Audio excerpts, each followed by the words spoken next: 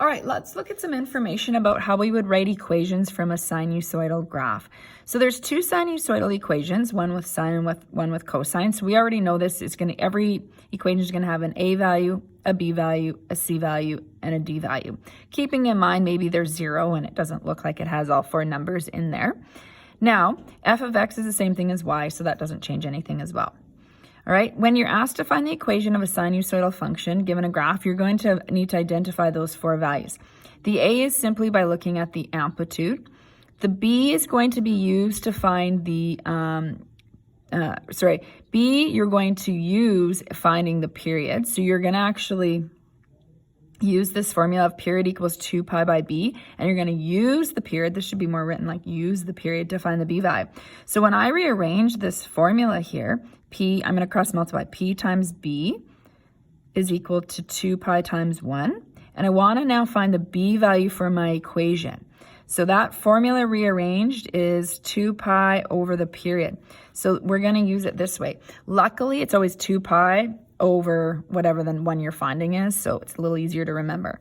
C is always the starting point. We always have to consider if it's sine or cosine, so when we look at our examples, we'll do that. And then the median is the d value, so we'll use that sort of central axis where that graph is centered.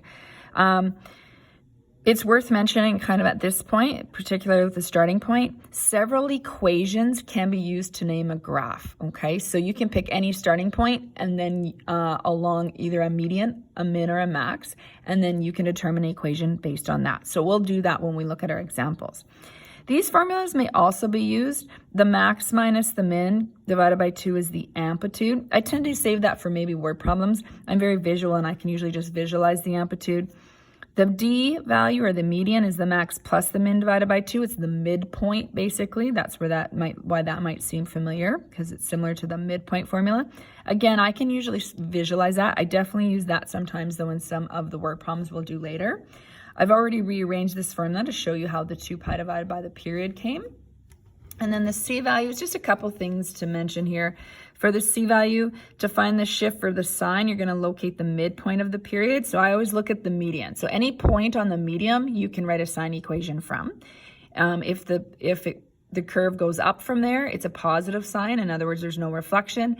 If it goes down from there, it's negative sign, which means it was reflected. So we just think about it as negative. Or you can find, if you're writing cosine, you locate the maximum, assuming it's positive cos. You can also locate a minimum for negative cos, and that would be correct as well.